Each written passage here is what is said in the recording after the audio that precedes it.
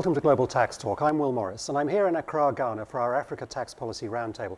And I'm delighted to be joined by two of my colleagues, by Edna Gitachu, who is the Tax Policy Lead for PwC Kenya, and by Mandy, who is our Africa Tax Technical and Tax Policy Leader for PwC South Africa. Welcome to both of you.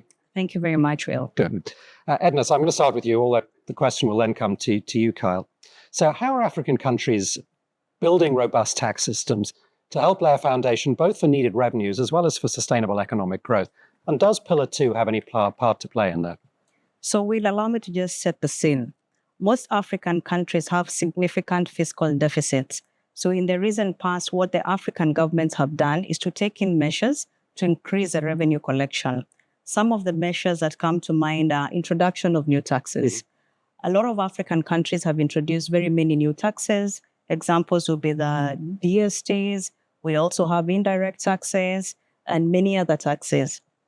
So the domestic minimum tax top-up provisions are very low-hanging fruit for African countries. And we've seen that Southern African countries such as Zimbabwe and South Africa are either in the process or have already introduced these provisions in their domestic law.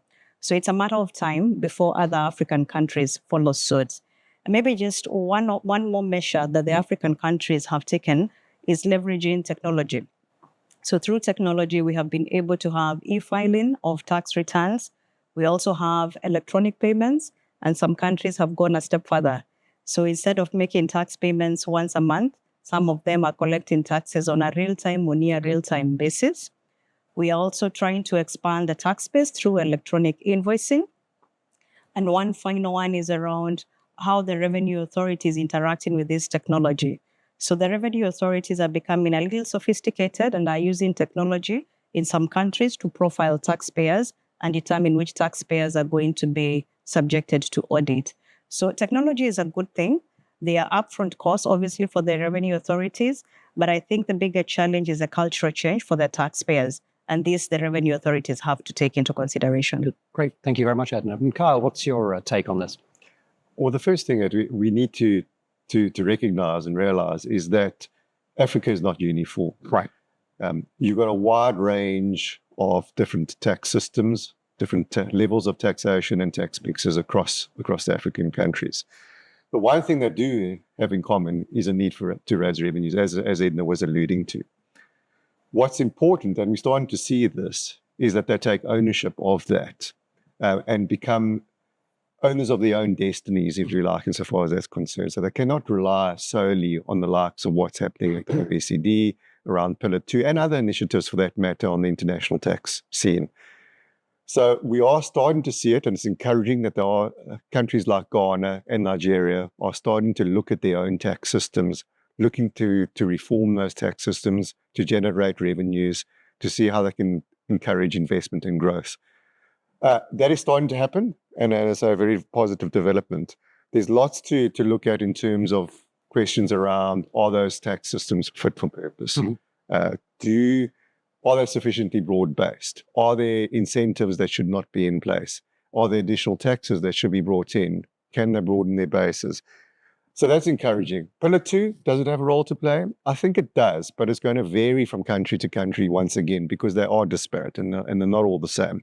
Only about half the countries in Africa are even members of the inclusive framework. We need to remember that as well.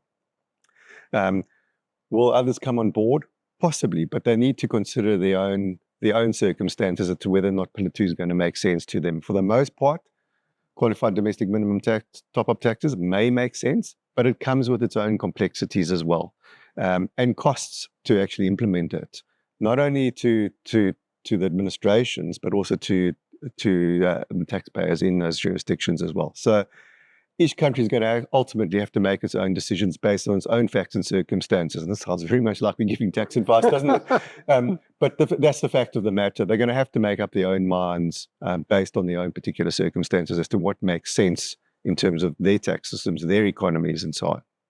So let's stick with you, Carl. Let's switch to the business side. So what tax policy issues are most impacting businesses' tax functions? And what's creating a burden, and how are those tax functions responding to that? So part of it, or a big part of it, is around certainty and the risks of double taxation. So in an African context, we see a number of situations where, for example, there are high withholding taxes levied on, particularly in relation to service payments.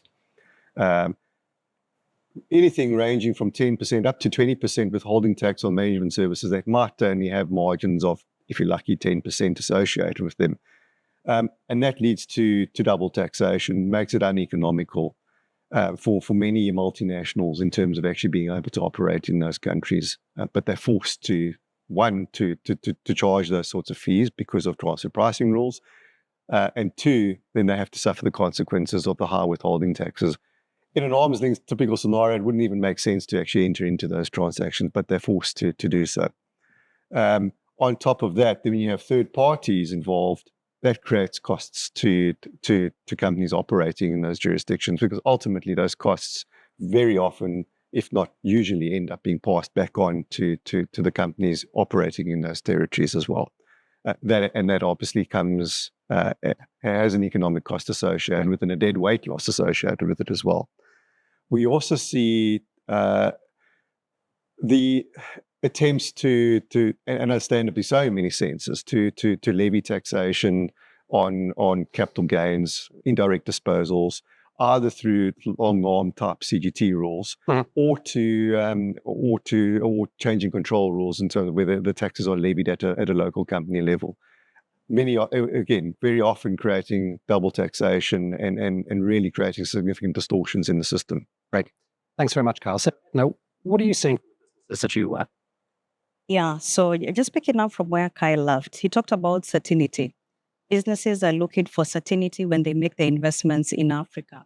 But unfortunately, for most African countries, this is lacking. There are very few African countries that have a national tax policy that is available to the public. So what happens is that when tax laws are announced, the businesses are caught unawares, which is something that would encourage the various governments in Africa to consider making public their national tax policies. The other thing is that, as we said earlier on, because of the fiscal deficits that we have, then we have, combined with the fact that we have a very narrow tax base in Africa, it means that the same taxpayers will be subjected to audit over and over again. And this is because the revenue authority is under pressure to collect as much as they can. So what this does, what this means is that for business, whatever decision you make today, in the next 2 to 3 years, that decision is going to be subject of audit. So what would you do as a business to prepare for this? One is just make sure that you have a robust tax management framework to minimize your tax exposure, so that by the time the revenue authorities come to you, you hardly have any exposure on your side. Right. But we will also realize that these audits can end up with being very complicated disputes. And the disputes take a very long time to resolve. Some even take about 5 to 7 years to resolve. So both the government and the taxpayers are not winning because there's no revenue collected. And the taxpayer has to carry this as a contingent liability in their books. So we've seen governments extending tax amnesties. And some of the amnesties actually cover the audits that have already been done on the taxpayers. So this is a good move, but maybe a way out of the audits is if the revenue authorities could also consider issuing of private rulings, so that before a transaction takes place, there is certainty from a taxpayer's perspective. A number of African countries have this in their domestic legislation, but it's not been implemented. So it's an area that the revenue authorities can invest in. Good. Thank you.